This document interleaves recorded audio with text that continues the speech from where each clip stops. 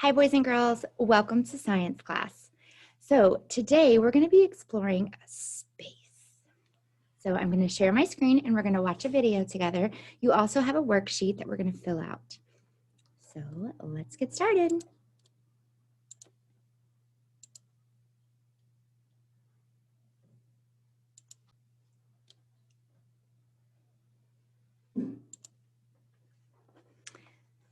All right, boys and girls, here we go. Hi, it's Doug. It seems like being an astronaut might be one of the coolest jobs there is, doesn't it? Check this out. What I'm going to show you are clips of real astronauts on board the International Space Station. Imagine what it would be like to get to do things like this.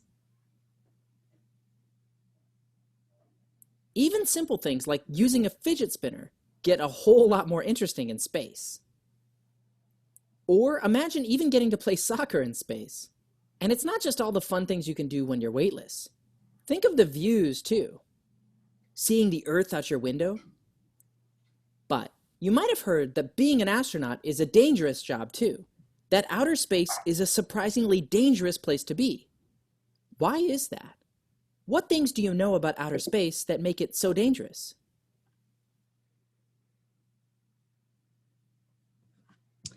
So I want you to turn to the person sitting next to you and answer this question. What kinds of things do you think make outer space dangerous?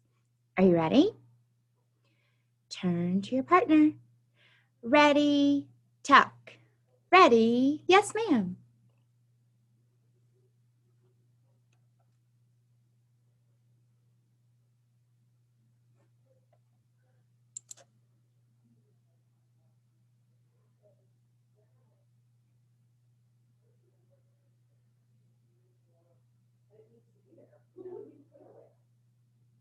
All right, come back to me in 5, 4, 3, 2, 1.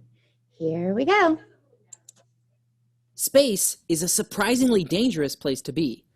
For one, you probably thought about the fact that there's no air, no oxygen, so without any kind of oxygen to breathe, you'd suffocate. But you might also have heard about the extreme temperatures of space. And they are extreme. If you're floating out in space in the sunlight, it's so hot it's boiling. Temperatures can reach over 250 degrees Fahrenheit.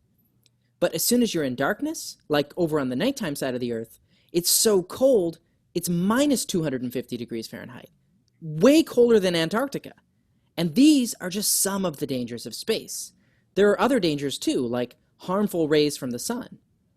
We've solved these problems by having astronauts stay inside the safety of their spacecraft, like the International Space Station, which is built of strong metal walls and windows made of 4 layers of super strong glass.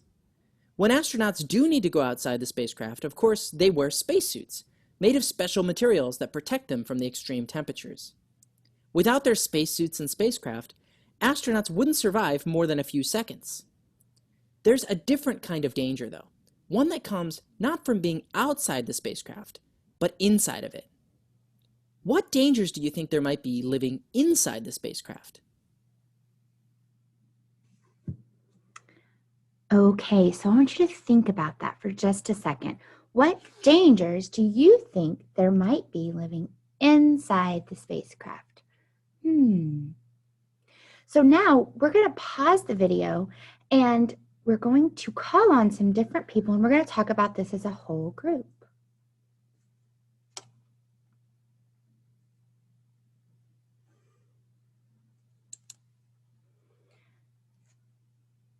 Wow, those were some great discussions. I am so proud of all of you for thinking outside the box.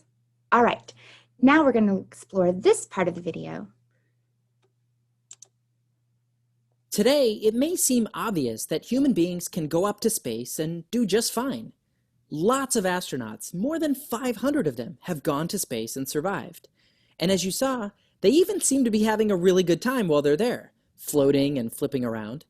But scientists have continued to study astronauts who spend longer and longer amounts of time in space, and they've discovered some strange things that start to happen. Just recently, scientists at NASA studied what happened to astronaut Scott Kelly after he spent a year in space. That's one of the longest times anyone has ever stayed in space.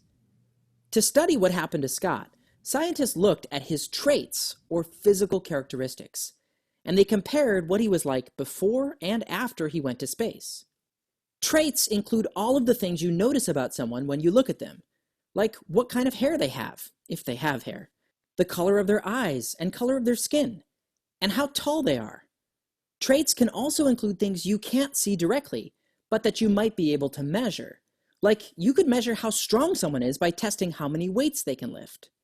Or you could test how fast they run by timing them with a stopwatch. Scientists noticed changes in some of Scott Kelly's traits after he'd been in space. If you had to guess, which traits do you think might change from being in space?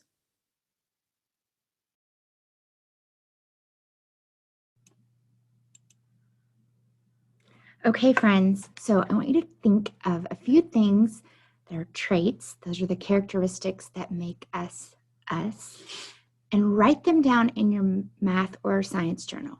Go ahead and take a minute. We're going to pause the video and just do a quick brainstorm all on your own.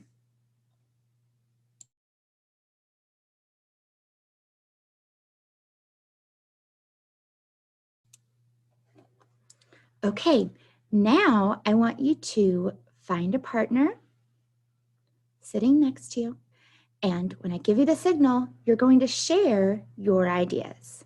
Are you ready? Ready, share. Ready? Yes, ma'am.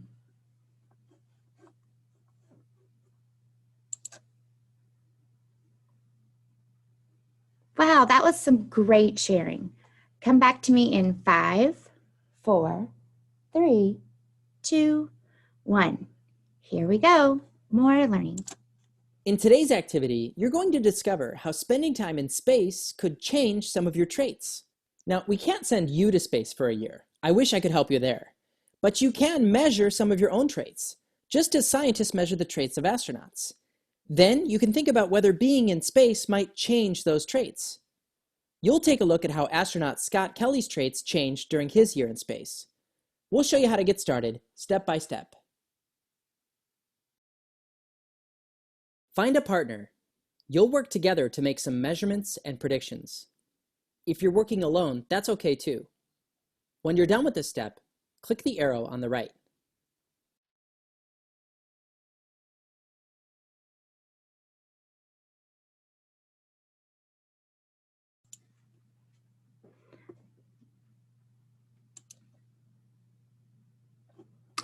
Okay, friends, so apparently my video needs to be reloaded. But we're going to find a partner and we're going to work together to make some different measurements. Okay? This step, And click the arrow on the right. now it started again. So you're going to have this worksheet as well. Traits in space. And you're also going to need a supplies. ruler. You'll get more supplies later. You're going to need a ruler, and we're going to pass out sticky notes. So pause the video while we get our supplies. If you're working with a partner, decide who will be astronaut A and who will be astronaut B. Write your name and letter at the top of your worksheet and on a sticky note. Set your sticky note aside for now.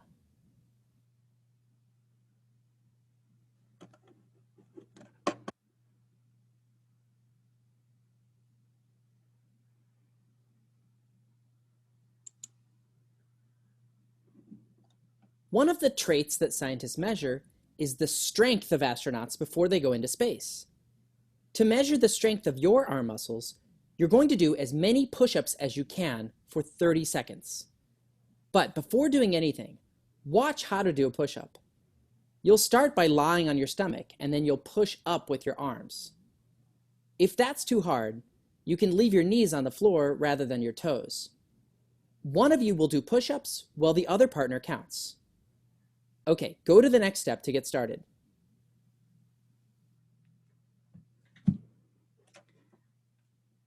Okay, so before we start this, let's go ahead and watch the rest of our steps, and then we will do our activity together.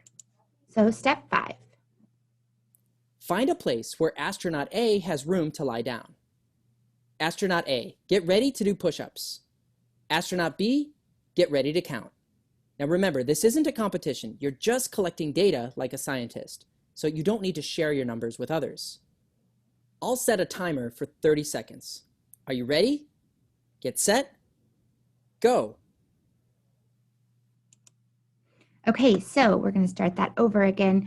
So right now I'm going to pause the video as the teacher, and all of you are going to find a space in our rooms to do these push-ups. When we're ready, we'll start the video again.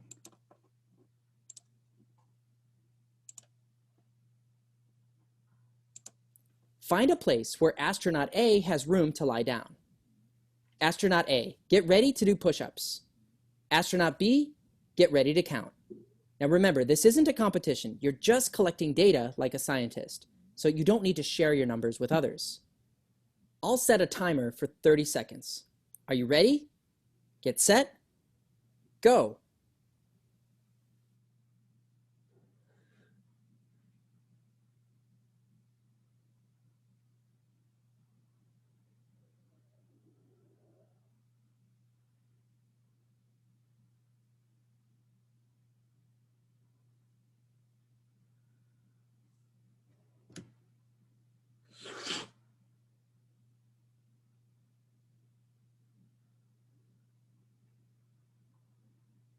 Okay, stop.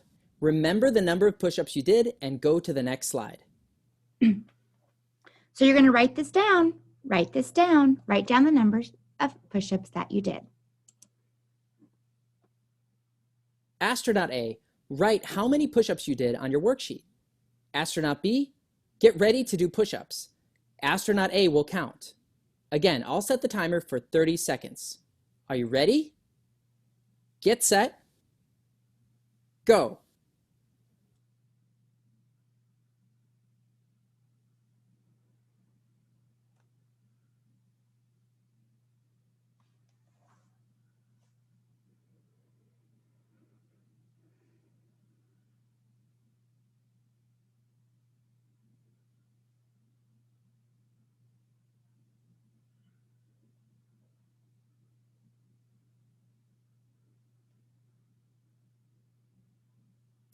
Okay, stop. Astronaut B, write down your number on your worksheet. Then go to the next slide.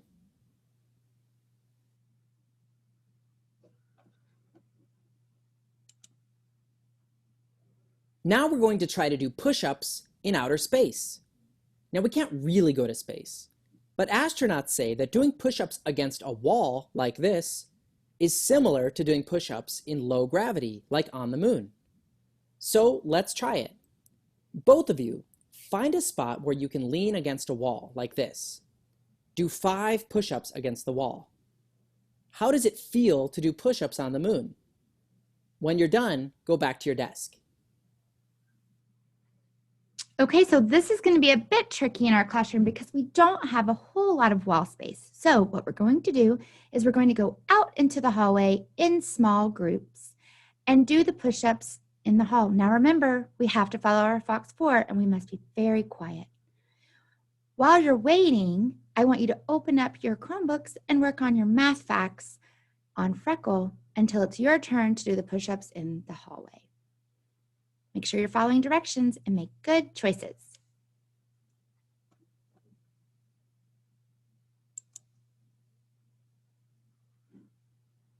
You found out that push-ups are easier to do on the moon.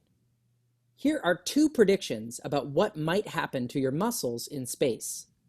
Discuss.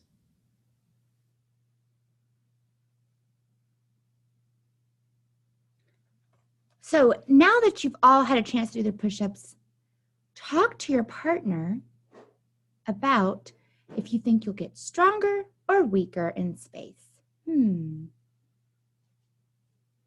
I'm wondering if we'll get weaker because if I think about my muscles in my body, the same as I think about the muscles in my brain, if I am working on multiplication, and practicing my math facts. And then all of a sudden, I just stop doing multiplication and division and just go back to adding and subtracting. When I go back to multiplication and division, will I be faster or slower? Probably slower, because my brain hasn't been practicing the way that it was going to be tested. So if you think about you're doing really difficult push-ups, and then you go to the moon and you're doing easier push-ups, and then you come back to Earth and you do push-ups again that are harder, have you really grown? Not sure.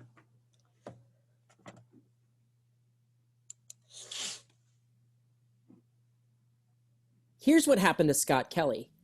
After his year in space, Scott's arms were weaker than they were when he left Earth, and he couldn't do as many push-ups. He had to do many push-ups on Earth to make them strong again. Knowing this, what do you think would happen to your strength and why? Fill in this question on your worksheet.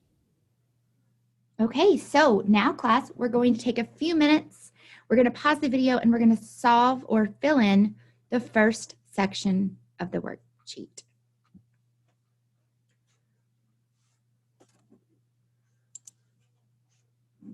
Before astronauts go to space, scientists measure astronauts' balance. You're going to try that test now. With your partner, find a spot where astronaut A has room to walk in a straight line for 15 small steps.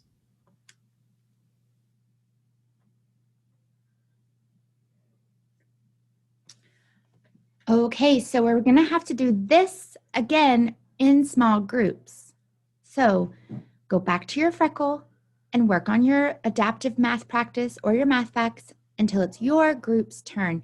And hopefully, if we're really quiet and work and listen, we'll get through this pretty quickly.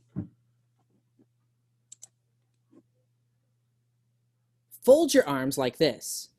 Astronaut A, you're going to walk heel to toe for as many steps as you can without losing your balance. Now you should stop when you've reached 10 steps. Astronaut B, while they're doing this, go ahead and count out the steps to help them. Now, if you have to put your foot out to catch yourself, then you've lost your balance.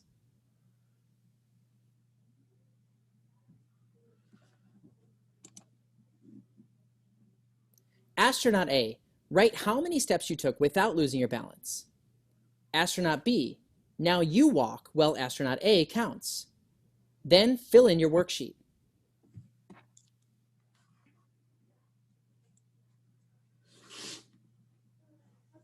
Okay, so we're doing this in groups. You're going to predict whether your balance will get better or worse during a year in space. Discuss.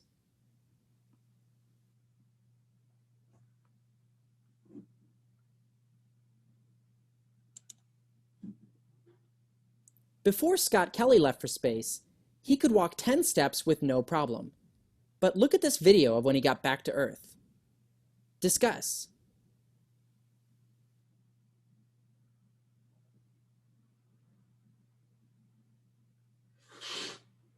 So why do you think Scott has trouble walking after a year in space? Pause the video and talk to your partner.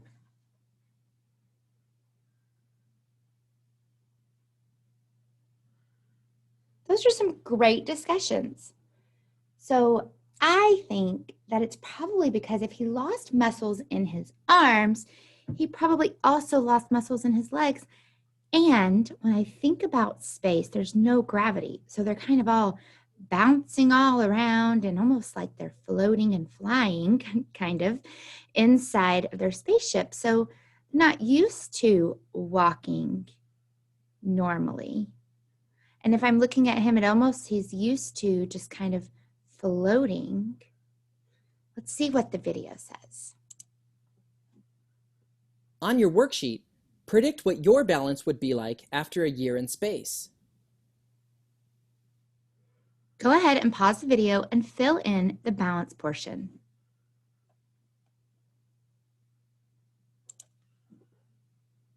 One trait that scientists always measure is how tall an astronaut is. So you'll want to measure your height. Astronaut A, find a place by the wall. with your back against the wall and your feet flat on the floor. Put Astronaut A's sticky note on the wall to mark the top of Astronaut A's head. Then, switch roles so that Astronaut A marks the top of Astronaut B's head.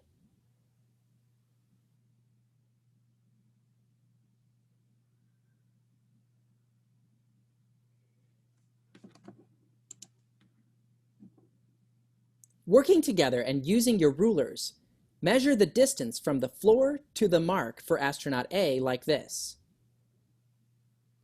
Write that number that you get on Astronaut A's worksheet.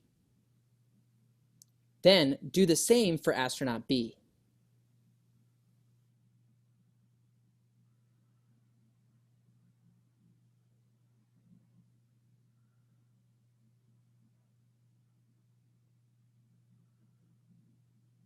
Okay, so for this part, we're all going to take our rulers and we're going to go quietly outside to the covered spots. Now, remember, you have to follow the Fox 4 and you have to be very quiet scientists because other classes are inside trying to do work.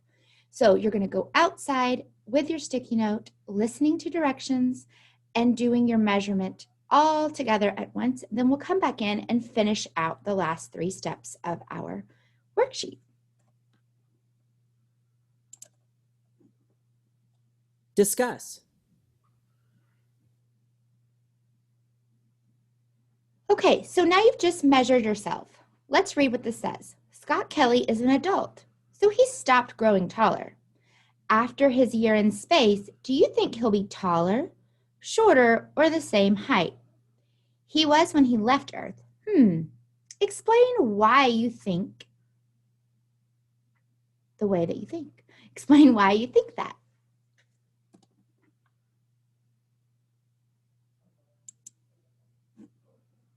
Scientists measured Scott Kelly's height before he went to space and after.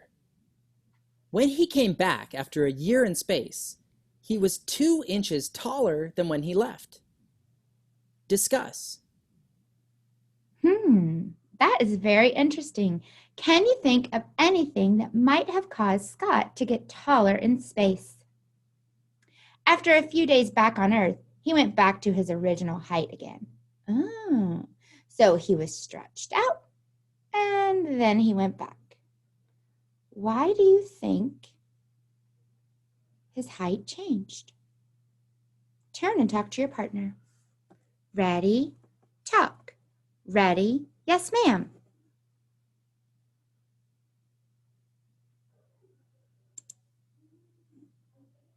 On your worksheet, predict what your height could be after a year in space.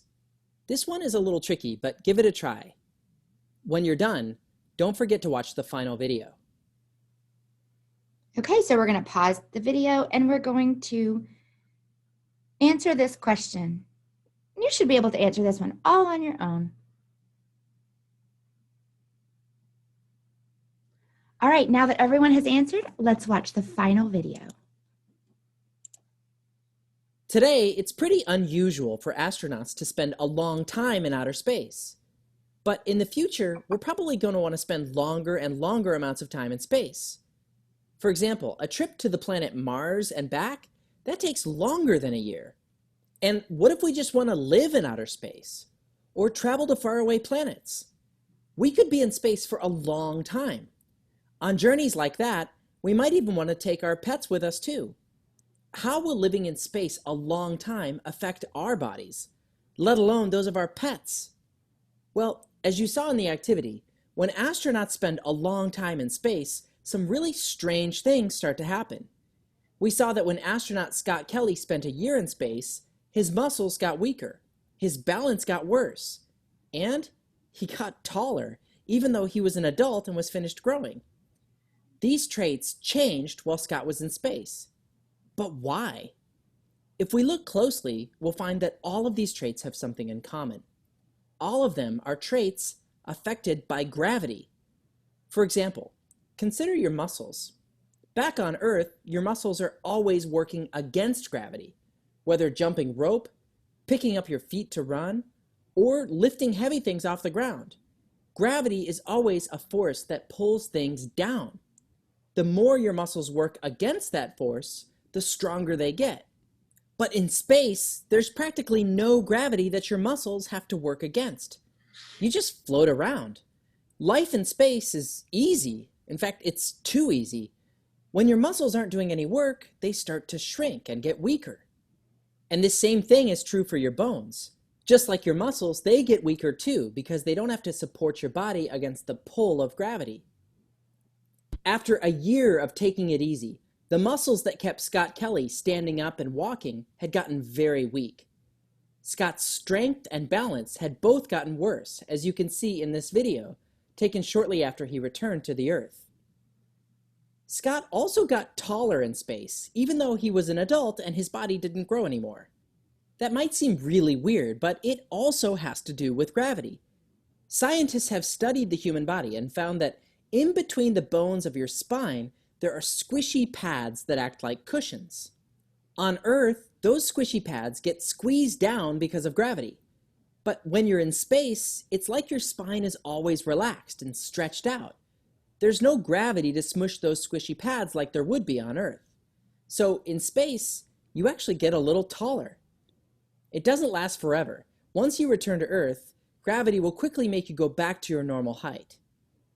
So we can see from astronauts like Scott Kelly that traits can change based on the environment you live in and the experiences that you have. Some changes won't hurt you, like getting taller, but other changes, like losing your muscle and bone strength, those can be dangerous for your health. In the future, if we start sending people and even animals to space for a long period of time, we're going to have to solve the problem of how to keep ourselves and our pets healthy. What kinds of things could we do to make sure that our bones and muscles stay strong?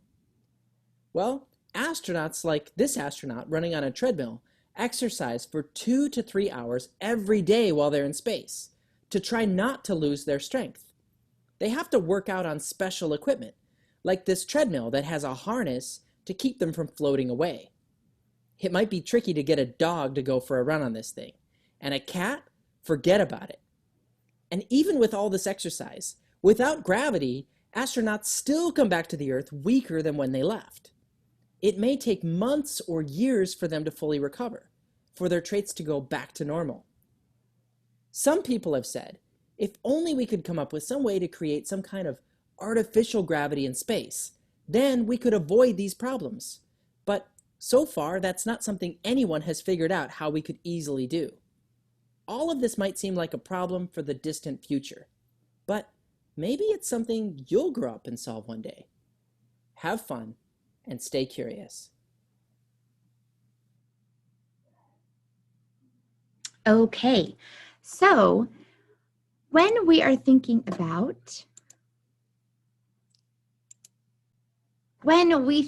space, how awesome is it to think that you actually get to stretch your body without gravity, right? And I've always wanted to like bounce around in space.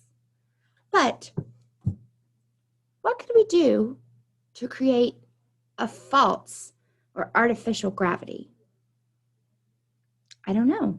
But just like Mr. Doug said, maybe you're the one to solve the problem. So on the back of your paper, I want you to be an inventor, a scientist. Get with your partner and think of something. It can be a machine or maybe some kind of chemical that you figure out how to put into the air, or maybe it's something that we attach to our bodies when we're in space. Use your imagination. So it's okay if it just seems like it could never happen, because all inventions, when they first were thought of, they probably thought, that's never going to happen. But then it became a reality, just like when we read about the boo-boo Band-Aids. Remember, he put just some cotton on tape and then cut it into strips because his wife was cutting herself in the kitchen all the time. So that simple thing then turned into Band-Aids. And who was the first person to think of air conditioning? I bet hundreds of years ago, if someone had said to someone on the street, I think one day we'll be able to invent something to make houses cool in the summer and warm in the winter without fire, they probably would have been like, what? No way. But we did it, or somebody did it, not Miss Darrow. So what can you dream today on the back of your sheet? Think of something. And everybody has an imagination, so I know everyone is going to have a great idea. Talk with your partner, and if you're feeling stuck, ask if you can have a different group that you can talk to get some different ideas. Sometimes if you take a little bit of your ideas and a little bit of your friends and blend them together, it's magical. All right, friends, that's it for science today. Have a wonderful afternoon, and I will see you soon. Bye.